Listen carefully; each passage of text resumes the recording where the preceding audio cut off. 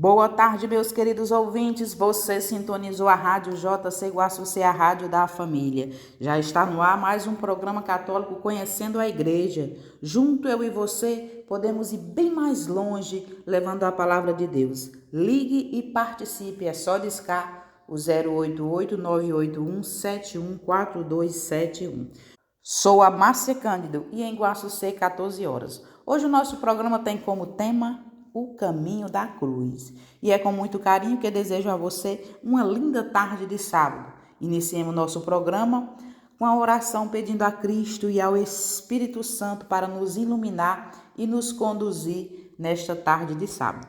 Que possamos compreender sempre mais sua palavra através do Evangelho e que possamos viver cada dia com a certeza de que Deus está sempre olhando para todos nós. Invoquemos então, meu querido ouvinte, a Santíssima Trindade para se fazer presente em nome do Pai, do Filho e do Espírito Santo. Vinde, ó Espírito Santo, enchei os corações dos vossos fiéis e acendei neles o fogo do vosso amor. Enviai, Senhor, o vosso Espírito e tudo será criado e renovareis a face da terra. Oremos, ó Deus que instruíste os corações dos vossos fiéis com as luzes do Espírito Santo, fazei que apreciemos retamente todas as coisas segundo o mesmo Espírito e gozemos sempre de suas divinas consolações, por Jesus Cristo, nosso Senhor. Amém. Iniciaremos agora o tema do programa, o caminho da cruz. Temos como base para esse programa de hoje texto tirado do site Vaticano, como também do livro da Paulus Confirmados na Fé, Iniciação à Vida Cristã, da Paulinas. E o Evangelho segundo João, lá no capítulo 19, 16, 17, ele nos diz que Jesus, nosso Senhor, toda a vossa vida sobre a terra foi um caminho de humildade e de cruz.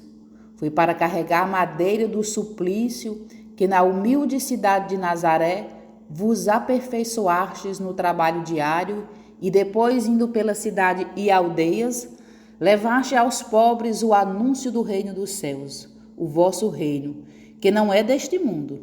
A vossa carga, Senhor, somos nós duros de coração, de alentos e entendimento. Somos nós, sempre que atribuímos aos outros o peso da nossa falsa consciência, sempre que em face da pobreza e dos gritos de socorro ficamos parados, como se escravos da nossa covardia. O bom pastor que ainda carregais sobre os vossos sagrados ombros toda a humanidade, como uma ovelha perdida e depois resgatada, tende piedade de nós. Se alguém quiser me seguir, renuncie a si mesmo, tome a sua cruz e siga-me. Marcos capítulo 8, versículo 34. Quanto a mim, que eu não me englorie, a não ser na cruz de nosso Senhor Jesus Cristo. Gálatas capítulo 6, versículo 14. A perfeição consiste em fazer com amor a vontade de Deus, seja ela doce, seja ela amarga. São Padre Pio. O que os homens menos entendem é a doutrina da cruz. Para os judeus, escândalo, para os pagãos, loucura. 1 Coríntios capítulo 1, versículo 23. Que um Deus morresse para salvar os homens, o mistério é profundo, perante o qual se inclinará a sua razão. Porém, que devam associar-se a este estupendo sacrifício, morrendo a si mesmos, as suas paixões, eis o que o escandaliza e lhe faz dizer como os cafarnaitas: esta palavra é dura, e quem pode ouvi-la? João capítulo 6, versículo 60. Forçoso é, porém, que a ouçamos, pois nada dela depende a nossa salvação. A cruz reconciliou o céu e a terra que estavam em guerra.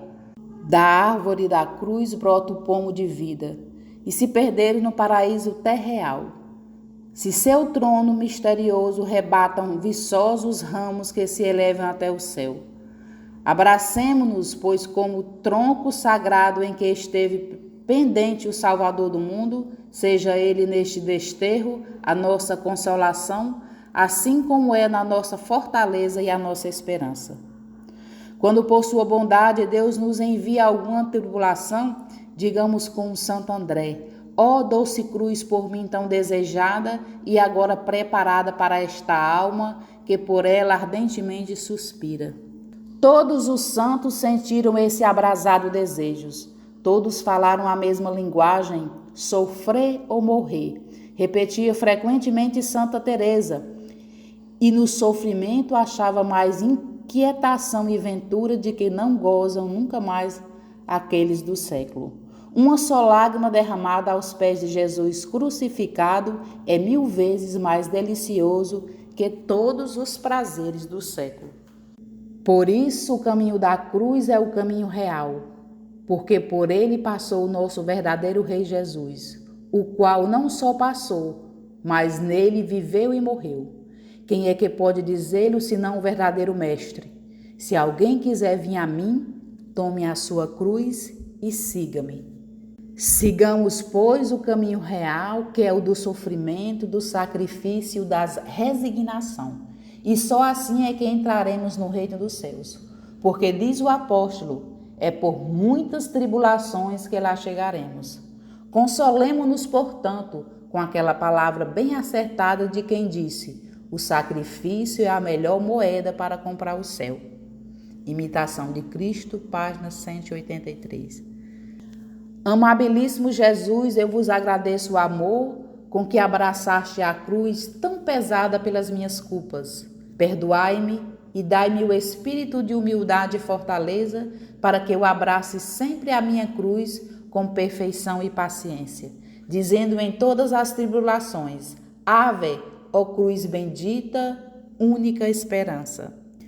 No Evangelho de Mateus, no capítulo 11, versículo do 28 ao 30, ele vem nos dizer: vinde a mim, todos os que estão cansados e oprimidos, que eu hei de aliviá-los. Tomai sobre vós o meu jugo e aprendei de mim, porque sou manso e humilde de coração, e encontrareis descanso para o vosso espírito, pois o meu jugo é suave e o meu fardo é leve. Jesus cai, as feridas, o peso da cruz, a estrada a subir, em mau estado, e os empurrões da multidão. Mas não foi só isso que o reduziu a este estado. Talvez seja o peso da tragédia que tem início na sua vida. Já não se consegue ver Deus em Jesus, homem que se mostra tão frágil que tropeça e cai. Jesus lá, naquela estrada, no meio de toda aquela gente que grita e murmura: depois de terdes caído por terra, levantai-vos e procurais continuar a subir. No fundo do coração sabeis que este sofrimento tem um sentido. Dai-vos conta de ter carregado o peso das nossas muitas faltas, traições e culpas. Jesus, a vossa queda faz-nos sofrer porque compreendemos que a causa somos nós, ou talvez a nossa fragilidade, não só física, mas de todo o nosso ser. Queríamos não cair mais, mas depois basta pouco, um obstáculo, uma tentação ou um incidente, e deixemos-nos levar e cairmos. Quantas quedas nas nossas famílias, quantas separações, quantas traições, e depois os divórcios, os abortos, o abandono. Jesus, ajudai-nos a compreender o que é o amor e ensina-nos a pedir perdão. E nós podemos ver também no Evangelho segundo João, lá no capítulo 19, versículo 25. Junto à cruz de Jesus estava de pé sua mãe, a irmã de sua mãe, Maria de Cleófas, e Maria Madalena. Na subida para o Calvário, Jesus entrevê sua mãe, os seus olhares cruzam-se, compreendem-se. Maria sabe quem é o seu filho, sabe de onde vem, sabe qual é a sua missão. Maria sabe que é sua mãe, mas sabe também que é sua filha.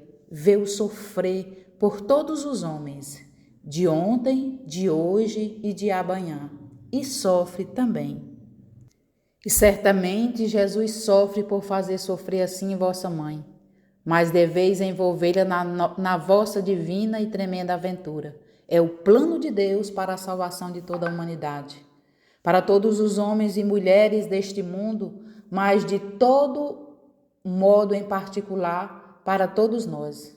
Família, o encontro de Jesus com a mãe lá no Calvário é um acontecimento vivíssimo e sempre atual. Jesus privou-se da mãe para que nós, cada um de nós, incluindo nós, esposo, tivéssemos uma mãe sempre disponível e presente. Às vezes, infelizmente, esquecemos-nos disso, mas quando reentrarmos em nós, damos-nos conta de que a nossa vida de família recorremos a ela inúmeras vezes. Quantas assistências nos deu nos momentos difíceis? Quantas vezes lhe recomendamos nossos filhos, lhe suplicamos que intercedesse em favor da nossa saúde física, mental e mais ainda para ter uma proteção moral. E quantas vezes Maria nos atendeu, sentimos-la perto de nós, confortando-nos com o seu amor materno. O Evangelho de Lucas, no capítulo 23, vem nos falar: quando iam conduzindo, lançaram mão de um certo Simão de Cirene, que voltava do campo, e carregaram-no com a cruz para a levar atrás de Jesus. Simão de Cirene é um homem bom cujo retrato nos é dado pelos evangelistas como particular precisão de um nome e proveniência. Família e atividade. É um homem fotografado no lugar e tempo determinado e, de certo modo, constrangido a levar uma cruz que não é sua. Na realidade, Simão de Cirene é cada um de nós. Recebe o madeiro da cruz de Cristo como um dia nós receberemos e acolhemos o seu sinal no santo batismo. A vida dos discípulos de Jesus é uma obediência ao sinal da cruz, num gesto cada vez mais caracterizado pela liberdade do amor. É um reflexo da obediência do seu mestre. É deixar-se com pleno abandono instruir com ele pela geometria do amor, pelas próprias dimensões da cruz, a largura das obras de bondade, o cumprimento da perseverança nas adversidades, a altura da expectativa que aguarda e sonha alto, a profundidade da raiz da graça que penetra na gratuidade. Humilde Jesus, quando a vida nos apresenta um cálice amargo e difícil de beber, a nossa natureza fecha-se e protesta. Não ousa deixar-se atrair pela loucura daquele amor maior que faz na renúncia a alegria da obediência e da liberdade, do sacrifício dilatado no coração. Vinde, Espírito de verdade, tornai-nos obediente à vista da cruz. Na segunda carta do apóstolo São Paulo aos Coríntios, lá no capítulo 4, versículo 6, ele nos diz: o que Deus disse, das trevas brilha a luz. Foi quem brilhou nos nossos corações para irradiar o conhecimento da glória de Deus que resplandece na face de Cristo. Verônica enxuga o rosto de Jesus. E quantas vezes na nossa vida tivemos a ocasião de enxugar as lágrimas e suor de pessoas que sofrem? Talvez tenhamos assistido um doente terminal no corredor do hospital, ajudando um imigrante a um desempregado, ouvindo encarcerado e procurando animá-lo. Talvez tenhamos limpo o seu rosto, olhando com compaixão. Na primeira carta do apóstolo São Paulo, capítulo 2, versículo 24, ele vem nos dizer: subindo ao madeiro, ele levou os nossos pecados no seu corpo, para que, mortos para o pecado, vivamos com justiça. Pelas suas chagas fostes curados. Muitas vezes, enquanto avança pelo caminho estreito do Calvário, Jesus cai. E intuímos a sua fraqueza física depois de uma noite terrível, depois das torturas que lhe infligiram. A fazê-lo cair talvez não seja apenas as torturas, o exaurimento, o peso da cruz sobre os homens. Sobre Jesus grava um peso tão mensurável, algo de íntimo e profundo que a cada passo se vai fazendo sentir mais nitidamente. E vemo-nos como um pobre homem qualquer que errou na vida e agora tem a pagar. E parece que não tendes mais força física ou moral para enfrentar o novo dia. E cai. A nossa fraqueza exige, mas o vosso amor é maior do que as nossas carências. sempre pode acolher-nos e compreendermos. Os nossos pecados, cuja carga assumimos, esmagam-vos, mas a vossa misericórdia é infinita, maior do que as nossas misérias.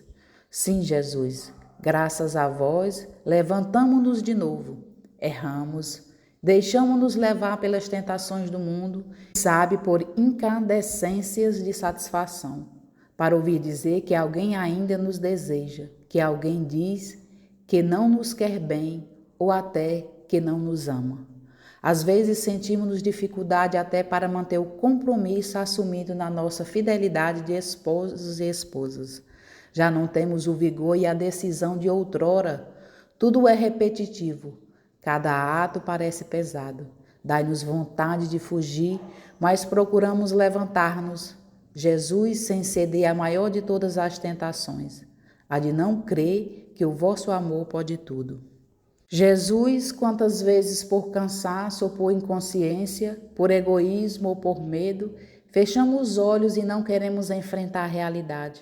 Sobretudo nós mesmos não nos envolvemos, não nos comprometemos participando profunda e ativamente da vida e nas necessidades dos nossos irmãos, vizinhos distantes.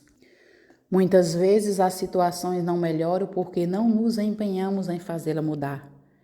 Retiramo-nos sem fazer mal a ninguém, mas também sem fazer o bem que poderíamos e deveríamos fazer.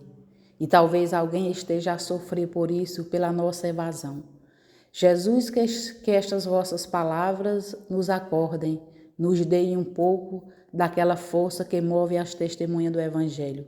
Muitas vezes também mártires, pais ou mães ou filhos, que com o seu sangue unido ao vosso, abriram e continuam a abrir também hoje o caminho ao bem do mundo. No Evangelho segundo Lucas, no capítulo 22, do 28 ao 30 e do 31 ao 32, nós lemos: Vós sois os que permaneceram sempre junto de mim nas minhas provações, e eu disponho do reino a vosso favor, como meu Pai dispõe dele a meu favor, a fim de que comais e bebeis à minha mesa e no meu reino. Com a sua terceira queda, Jesus confessa com quanto amor abraçou por nós o peso da aprovação e renova o chamamento para o seguirmos até o fim na fidelidade, mas permite-nos também lançar um olhar para além do véu da promessa. Se nos mantivermos firmes, reinaremos com ele. As suas quedas pertencem ao mistério da sua encarnação. Mostrou-nos em si mesmo o caminho da humanidade para nos abrir o caminho do regresso. Ensinou-nos a paciência como arma para vencer o mundo. Agora, caído no chão pela terceira vez, enquanto se compadece das nossas fraquezas, indica-nos o modo para não sucumbir à provação. Perseverar, permanecer firme e inabaláveis, simplesmente permanecer nele. Humilde Jesus, diante das provações que põem à prova a nossa fé, sentimos-nos desolados. Ainda não acreditamos que estas nossas provações já foram as vossas e que vós nos convidais simplesmente a vivê-las convosco. Vinde, Espírito de verdade, nas quedas que assinalam nosso caminho. Ensinai-nos a apoiar-nos na fidelidade de Jesus, a crer na sua oração por nós, para acolher aquela corrente de força que só Ele, o Deus conosco, nos pode dar. Faremos agora um pequeno intervalo, mas continue ligadinho porque a gente volta já. Bom, meus queridos ouvintes, estamos de volta depois de escutarmos esse belíssimo canto, né? Salvos pela cruz, com Frei Gilson. Então, voltando, meus irmãos, ao tema de hoje, as atitudes de Jesus entusiasmavam as multidões, mas também geravam conflitos que resultaram em perseguição e desejo de matar a Jesus. Enquanto Jesus restituía a dignidade aos pobres e excluídos, despertava a sociedade das pessoas de todas as classes sociais com uma pregação amiga, libertadora e esperançosa. As autoridades se sentiram ameaçadas no poder e diziam: todo mundo vai atrás dele. João capítulo 12, versículo 19. Um dos motivos pelos quais Jesus foi perseguido foi ter chamado Deus de Pai e dizer-se Filho de Deus. Deus vinha contra a mentalidade da época, mas Jesus amou até o fim. João capítulo 13, versículo 11. Solidário com o seu povo. A morte de Jesus, além de ser um fato histórico pela fé, é o acontecimento redentor, salvador, revelado do grande amor de Deus pela humanidade. Um acontecimento de vida. Deus, Pai, aceitou o sacrifício de Jesus e pelo Espírito Santo ressuscitou. A cruz é até então considerada instrumento de humilhação e vergonha, passa a ser a revelação do amor de Deus, que ama, consola e nos dá a certeza de que todo sofrimento tem sentido no sofrimento amoroso de Jesus. Pela morte de Jesus, a cruz tornou-se símbolo de vida e de ressurreição. Jesus, como homem aqui na terra, personificou o amor de Deus em uma vida de serviço e pregação ao reino. Tendo amado os seus que estavam no mundo, amou-os até o fim. João capítulo 15, versículo 1. E que possamos refletir, meus irmãos, o que significa para nós a morte de Jesus na cruz. E como eu posso me comprometer diante desse sofrimento de Jesus por todos nós? Que possamos, meus irmãos, refletir qual é o nosso papel nesse caminho de cruz. Podemos observar, meus irmãos, lá em Mateus capítulo 27, 33, 36, chegando a um lugar chamado Gólgota, que quer dizer lugar da caveira, deram-lhe a beber um vinho misturado com fel. Mas Jesus, quando o provou, não quis beber. Depois de o terem crucificado, repartiram entre si as suas vestes, tirando-as à sorte, e ficaram ali sentados a guardá-lo. Jesus é despojado de suas vestes, a roupa confere ao homem a sua posição social, dá-lhe o seu lugar na sociedade. Falo senti-lo alguém, ser despojado em público, significa que Jesus não é ninguém. Nada mais é que um marginalizado, desprezado por todos. O momento do despojamento recorda-nos também a expulsão do paraíso. Ficou sem o esplendor de Deus, o homem, que agora está ali, nu e exposto, desnudado e envergonha-se. E deste modo, Jesus assume mais uma vez a situação do homem caído.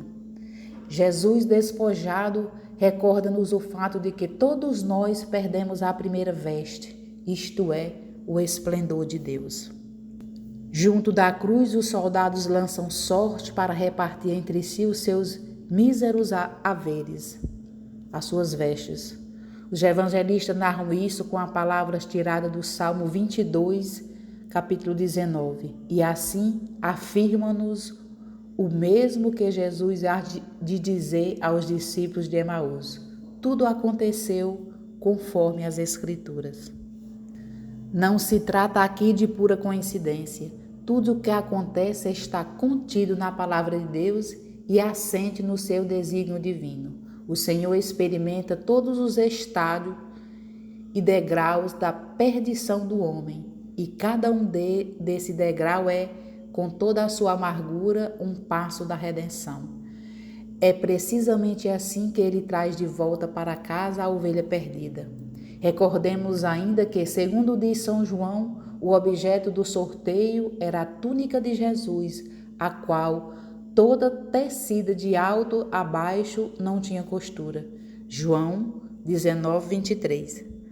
Podemos considerar isso como uma alusão à veste do sumo sacerdote, que era tecida como um todo, sem costura.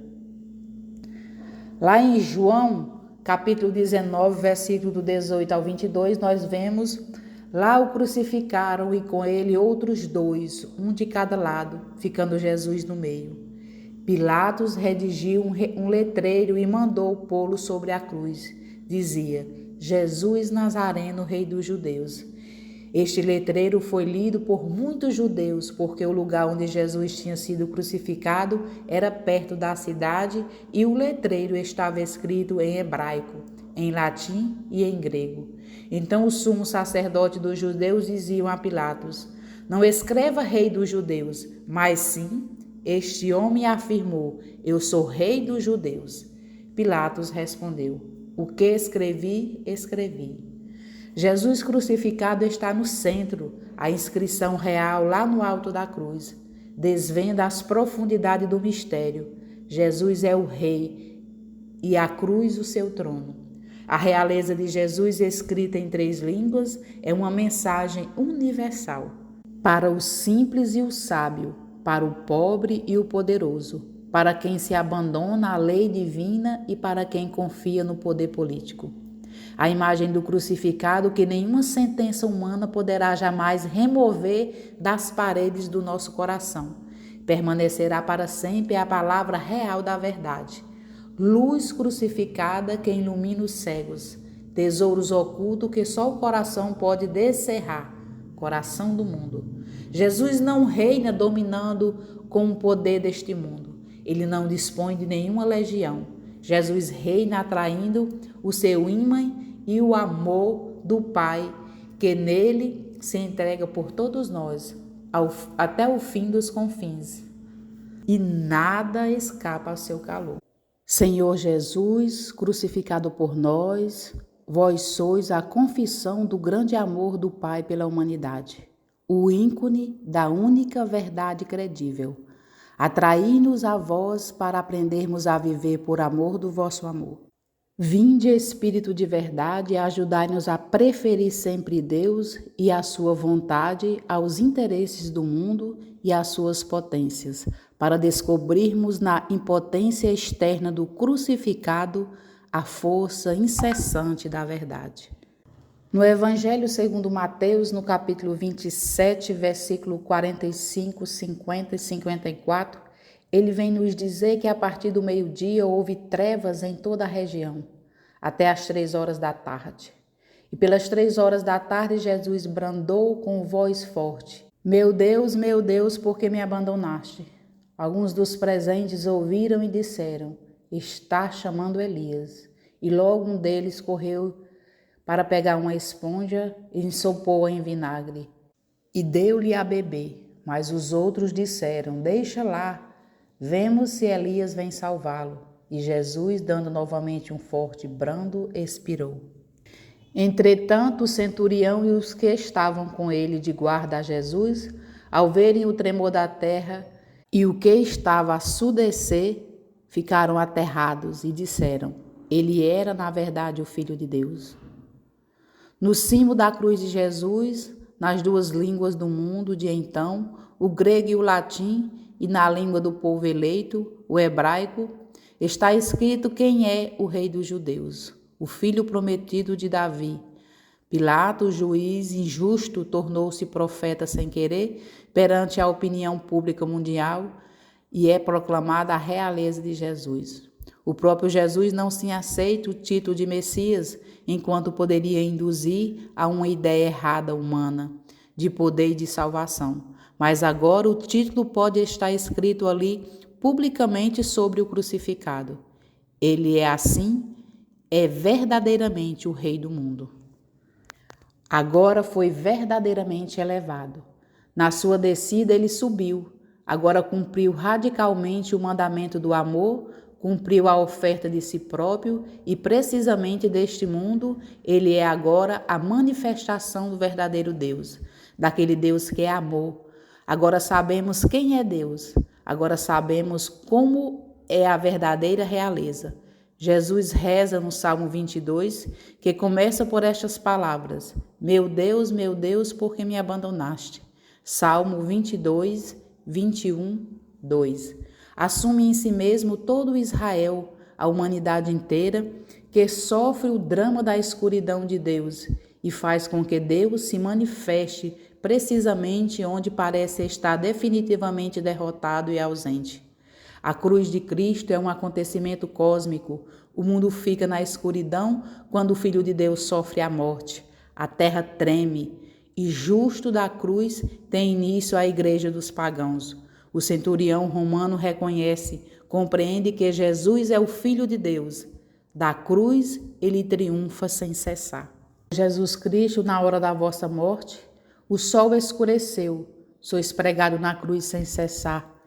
Precisamente nesta hora, vivemos na escuridão de Deus, pelo sofrimento sem medida e pela maldade dos homens, o rosto de Deus, o vosso rosto, aparece obscurecido e irreconhecível.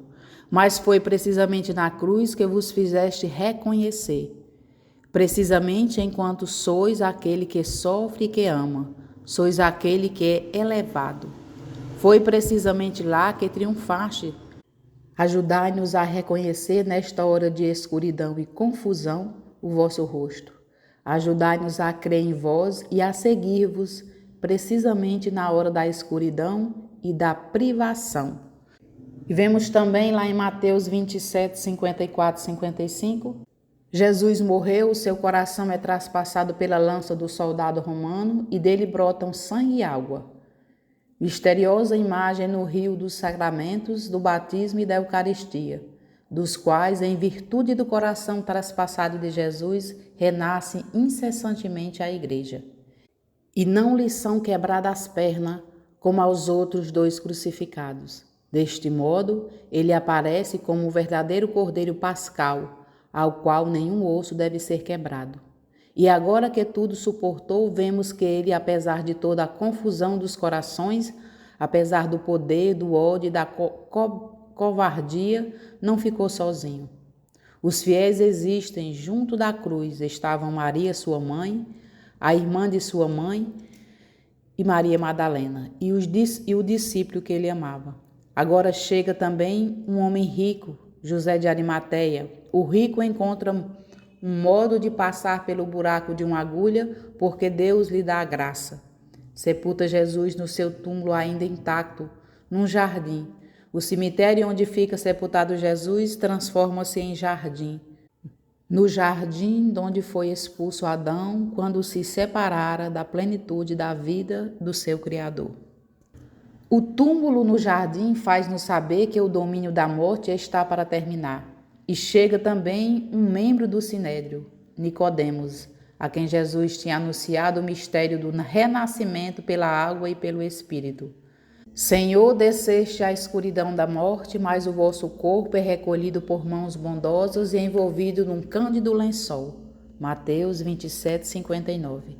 A fé não está completamente morta, não se pôs totalmente o sol. Quantas vezes parece que vós estáis a dormir. Como é fácil a nós, homens, afastar-nos dizendo a nós mesmos, Deus morreu. Fazer com que na hora da escuridão reconheçamos que em todo caso vós estáis lá. Não nos deixeis sozinhos quando tendemos a desanimar. Ajudai-nos a não deixar-nos sozinhos. Dai-nos uma fidelidade que resista no desânimo e um amor que vos acolha no momento mais extremo da vossa necessidade. Como a vossa mãe que vos abraçou de novo no seu regaço. Ajudai-nos, ajudai os pobres e os ricos, os simples e os sábios, a ver através dos seus medos e preconceitos e a oferecer-vos a nossa capacidade, o nosso coração, o nosso tempo, preparando assim o jardim do qual possa dar-se a ressurreição. Um profundo silêncio envolve o Calvário. No seu evangelho, João atesta que o Calvário se encontra no jardim onde existe um sepulcro ainda não usado. E é lá precisamente que os discípulos depõem o seu corpo. Aquele Jesus que aos poucos reconheceram como Deus que se fez homem, está lá. Na solidão desconhecida, sente-se perdido, não sabem quem fazer nem como comportar-se. Mas é precisamente então que matura nos discípulos o momento da fé, da recordação daquilo que Jesus disse e que fez enquanto estava no meio deles, e que antes só em parte tinham compreendido. Lá começaram a ser igreja, à espera da ressurreição e da efusão do Espírito. Com eles está a mãe de Jesus, Maria, e que o filho entregara a João. Reúnem-se todos lá, à volta dela, à espera que o Senhor se manifeste. Sabemos que aquele corpo 3 dias depois ressuscitou. Assim, Jesus vive para sempre e nos acompanha. Ele pessoalmente, ao longo da nossa viagem terrena, entre alegrias e tribulações. Jesus faz que nos amemos mutuamente, para vos termos de novo no meio de nós a cada dia. Como vós mesmos prometeste, onde estiverem 2 ou 3 reunidos em meu nome, eu estarei no meio deles. Bom, meus irmãos, nesse texto lido hoje, nós observamos a fidelidade ao Pai. Jesus é fiel também aos pobres e aos pecadores, os quais o Pai ama e quer resgatar. Jesus é tão solidário à sorte dos que sofrem como ele, que dá a sua própria vida por eles. Observamos também que o seguimento de Jesus exige renúncia, né? Estamos dispostos, meus irmãos, a renunciar à nossa vida, que muitas vezes não estão sintonizada com o projeto do reino? Precisamos, assim, ter força para renunciar a tudo aquilo que nos afasta de Deus. Quem quer seguir a Jesus, esteja disposto a se tornar marginalizado por uma sociedade injusta. Seguir a Cristo exige esforço. E Jesus nos ensina: o projeto de Deus é contrário ao projeto dos homens. A cruz é o símbolo da fraqueza e do fracasso. A verdadeira comunidade cristã é a dos pobres, nós os pobres. Ela está aliada ao projeto de Deus. Tudo o que acontece em nossa vida é obra de Deus. E pelo batismo os cristãos se tornam irmãos em Cristo e participam desse reino preparado para todos nós. Por isso devemos discernir o que nos leva ao crescimento espiritual e não nos deixemos escravizar pelas riquezas e pelas luxúrias. Jesus é a luz que nos ilumina. Ele é o centro de tudo. E por isso, meus irmãos, devemos segui-lo. Ele foi enviado não para condenar o mundo, mas para salvar o mundo. Ele sofreu por nós. E o sofrimento pode sim, meus irmãos, ser um caminho de ressurreição para todos nós. Bom, meus queridos ouvintes, estamos finalizando o programa de hoje. Eu quero agradecer a você que participou, a você que ligou, a você que deixou sua mensagem.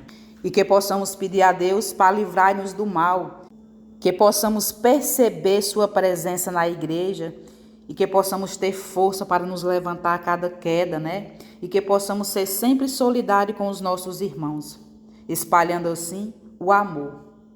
Pois é exatamente esse amor que nos permite construir, né? Um forte abraço, meus queridos ouvintes. Amanhã é domingo, dia do Senhor. Católico que é católico, eu sempre gosto de bater nessa tecla, que católico que é católico frequenta a igreja, né? Participa das coisas da igreja. Um forte abraço, continue ligadinho na nossa programação, porque vem aí na sequência Padre Reginaldo Manzotti, a Hora da Misericórdia. Um forte abraço, até no próximo sábado, se assim Deus nos permitir.